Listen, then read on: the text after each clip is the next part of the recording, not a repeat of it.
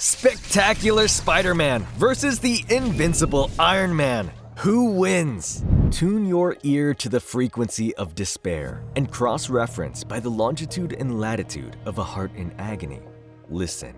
The moon is rising above a New York hospital as Peter Parker worries about how badly things have been going. After he revealed his identity to the world, Kingpin sent an assassin after him. Aunt May took the bullet. A crow flies toward the window, looking in on May's bedroom. Mary Jane holds her husband close. Pete just stands there, looking down at his nearly lifeless aunt on the bed. It's my fault she's lying there. My fault that she's dying. My fault. The Parkers are interrupted in their grief by Dr. Fine, the man handling May's case review. He doesn't even know her real name. Peter and MJ had to call her May Morgan when checking her in to make sure she wouldn't be linked to Spider-Man. And that's a problem. Dr. Fine's just now noticing that she's been admitted with no money, no ID, and no insurance. Peter's too stressed out to process why that's a problem, so Dr. Fine lays it out for him. The hospital's resources are thin, and unless they know May can pay, they'll have to shift her to the charity ward. Just the thought of that makes Peter angry. He clenches his fist, looking like he's about to punch Fine if Mary Jane doesn't hold him back. The doctor tries to calm Parker down. May's in such a bad state, she wouldn't know if she was in the charity ward or at a fancy hotel. Yes, if they had health insurance or a massive checkbook, they could afford better treatment, but Dr. Fine's not convinced even those would help May, given how bad her condition is. They could just end up bankrupting the Parkers, and Fine's convinced May wouldn't want that. Peter and Mary Jane share a moment of silence. MJ suggests that she can get some stuff from their old apartment. They could sell it to pay for May's treatment. Peter shuts that idea down though. He's not willing to risk Mary Jane getting shot too. He's got another plan, asking MJ to keep May out of the charity ward until he gets back. Fine asks him where he's going. To pay a visit to somebody with a bottomless checkbook. As Peter leaves the room, Dr. Fine follows, trying to talk to him. The doctor says he knows what the younger man's feeling. Pete denies it, but Fine stands his ground. He had an uncle who almost died, but was saved by Spider-Man. He knew exactly who Peter was as soon as he walked in and wanted to return the favor. Fine promises that he'll do what he can to keep May in the good ward, but he won't be able to stall the hospital administration forever. Peter promises he won't have to, sprinting away. In a few seconds, he's swinging over the city, that same red crow from May's window following him. Peter isn't bothering with his costume anymore. Now that his identity's public, he doesn't need a mask. He's heading straight to Stark Tower, the tallest building in New York. As much as this is my fault, it's his too.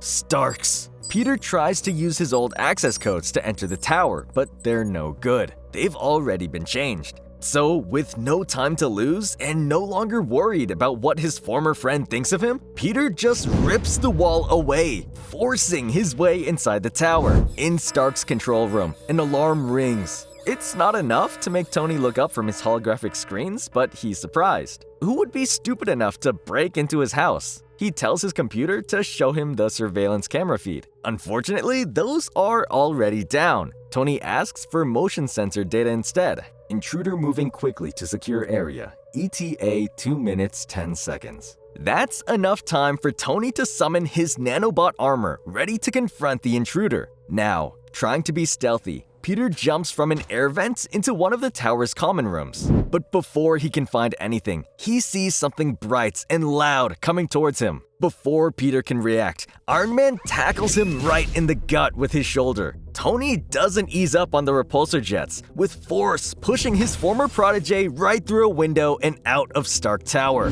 It takes Tony a second to realize who he's just thrown out of his tower. His shock allows Peter a chance to strike. Rather than wisecrack or joke, he reaches behind Tony, using his webbing to gum up Tony's boot jets. The two heroes start to spiral towards the ground, but Tony's ready for this. He powers up his gloves, firing a beam towards the ground to cushion their fall. It basically works, but the impact of the rough landing is still enough to knock Tony to the floor. Peter manages to squirm out of the Iron Man's grip. He's not able to get too far, however, and Tony's soon rising back to his feet. Stark's furious. Peter could have easily gotten them both killed with that trick. Pete's almost out of breath, but still defiant. Wanted to make sure you didn't fly off before I was done with you. Tony's not buying the threat, planning to arrest Peter. Spidey fought against Iron Man's side by the end of Civil War, and that makes him still technically a criminal. Pete's not going to surrender, convinced that after the fall, Tony's repulsors are too overheated to work. Tony turns up the energy regardless, waving a brightly glowing blaster glove in Peter's face. Is he willing to bet his life, his freedom, on that guess? Peter doesn't hesitate. He absolutely is. And before Tony can fire another repulsor beam, Pete punches Iron Man right in the head with all his strength. That's enough to knock Tony back, but he's still ready to fight. Instead of sticking with his repulsors, he changes things up, firing his unibeam instead on maximum power. The intense light is enough to blind Peter. Like the sun came up 5 feet in front of my face. Desperate to try and fight back, Peter unloads all his webbing at Tony. He doesn't have to worry about web fluid right now. He's got organic web shooters, so he just keeps firing as much webbing as he can at the source of the light. Finally, the light's gone. Peter hesitantly opens an eye. His webbing has done a spectacular job with Iron Man. Tony's been completely cocooned in it. The unibeam reduced to just a faint glow beneath layer after layer of web. Peter's stunned by just how much he was able to do without even looking. Tony's still able to see out of the cocoon and tries to talk to Pete, pointing out how this isn't going to work. Even if he beat Iron Man, someone else will take him down now he's an outlaw. He can't run or hide forever. Before Tony can continue though, Peter just punches him in the gut, yelling at his former friend to shut up. He grabs Tony's mask, muttering about wanting to see his face. Finally, he wrenches it off, the Iron Man helmet sparking as it clatters away. Happy now, listen to me, because in 2 seconds. Listen to me! Now they're face to face, Pete yells at Tony that Aunt May is dying. He's still convinced that Iron Man is to blame for this. This whole thing is extremely personal to Peter. He thought Tony was another father to him. When Iron Man wanted Spidey to reveal his identity and told him it would be safe, Peter believed him. He thought Tony really would be able to protect MJ and May, but he couldn't. Peter's still angry at himself over the state May's in. The idea of her being in a free ward because Peter couldn't pay for it clearly still hurts. For the first time, Tony actually looks guilty about this, apologizing to Peter for what's happened. Peter doesn't accept that apology. He just wants Tony's help.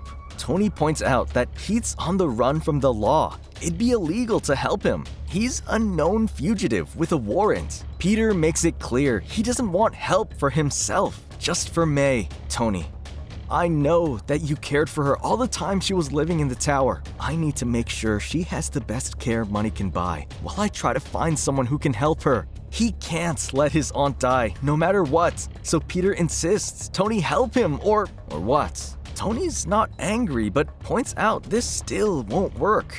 He doesn't have the power to threaten Tony. Iron Man's got the US government on his side. The same government who is hunting Peter down. Even if Tony said he'd help, Peter's got no way to force him to follow through. But Peter wasn't trying to threaten him. He just wanted the billionaire to know if he doesn't help, May will die. Because Tony pushed Spidey into revealing his identity. Is that really what he wanted? Deep down, Tony's sad, but admits Peter has a point. The Parkers were his guests. Tony doesn't want May to die either, but anything he does to help Peter's going to backfire on him. He just fought a civil war to try and make heroes accountable to everyday people. The whole point was heroes aren't above the law. If it goes public he helped active fugitive Peter Parker, all of that work will get thrown away. His repulsors have finally recharged. Tony casually breaks the web cocoon to nothing before firing up his jet boots. He gives Peter one final apology for not being able to help. He won't arrest his former friend, leaving Pete free to be with May in her final moments. But if he tries to fight again, Tony will bring him in, no matter what. Peter hadn't expected things to end like this. This was his only plan, and it just fell to pieces. He screams out as Iron Man jets away, calling Tony's name at the top of his lungs. But it's hopeless. Broken, Peter falls to his knees, holding his head in his hands. He mutters to himself, "Damn it, damn it, damn it." Finally, though, he gets up, grief giving way to anger. He punches down at Tony's broken mask, leaving the remnants of Iron Man's armor burning as he finally leaves the alleyway. None of that helped. Tony, meanwhile, flies back to Stark Tower. He jets through the broken window, slowly walking upstairs, his head hung low. Reaching his kitchen, Tony opens his fridge, retrieving a chilled bottle of water. Before he can leave, however, he sees a picture still fixed to the fridge. It was him, Peter, Mary Jane, and May together at a party. His oldest friend, the faithful butler Jarvis, comes up behind Tony, asking if he needs a meal or anything else. He looks concerned. Tony doesn't turn around, staring at the picture and insisting that he's fine. But before Jarvis leaves, he changes his mind. There is one thing he can do for Tony. Back at the hospital, Mary Jane is shocked to see the state Peter's in, asking if he's alright. Peter claims he's fine but doesn't want to dwell on it, asking how May's doing. Mary Jane's not got good news. She's still okay for now, but Dr. Fine's almost run out of ways to stall the hospital administration. Unless they've got something, May will have to end up in that charity ward. Peter and his wife look in on her from the hallway. Peter's still torn up over this. May was there for him when he was growing up, but now she's on her deathbed and he can't be there for her. MJ points out there's nothing he can do, but Peter still believes there is. The problem is that we don't have any money and we need some fast. So I'll go out there and get it, one way or another. Mary Jane doesn't want him to do this, but Peter's sticking with his plan. He'll do whatever he needs to if it means saving May. Plus, he's already a wanted criminal. Why not run with that? But Peter doesn't need to go that far. Jarvis has shown up. Peter's surprised to see Tony's butler. The old man starts giving a prepared speech about how he's related to May and has come here to help. But looking into the room, the words die in his mouth. Jarvis needs a moment, resting a hand against the wall for support. He's had feelings for May, so seeing her like this hurts. Ultimately, the butler recovers, finishing his speech just as Dr. Fine returns. Before the hospital can raise any objection, Jarvis presents a check from his own account. With Tony Stark's resources, he can more than afford good care for May. Fine sends his nurse to take Jarvis to accounting so they can deal with the paperwork.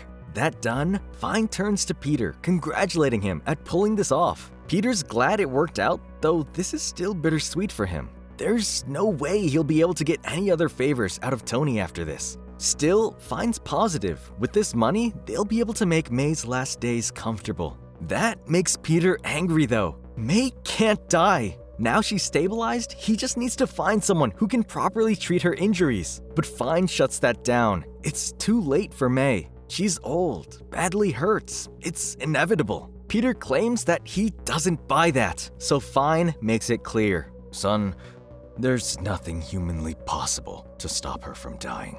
Peter, still refusing to accept that, drags MJ out of the hospital. Even if mundane medicine can't help, he's got superpowered friends. He'll find someone to help. Dr. Fine hangs his head as the Parkers head out, still convinced that all this is going to be for nothing. But Peter Parker doesn't give up. He shares one last kiss with Mary Jane before swinging out into New York. Back in his Spider-Man costume, he'll save Aunt May, no matter the cost.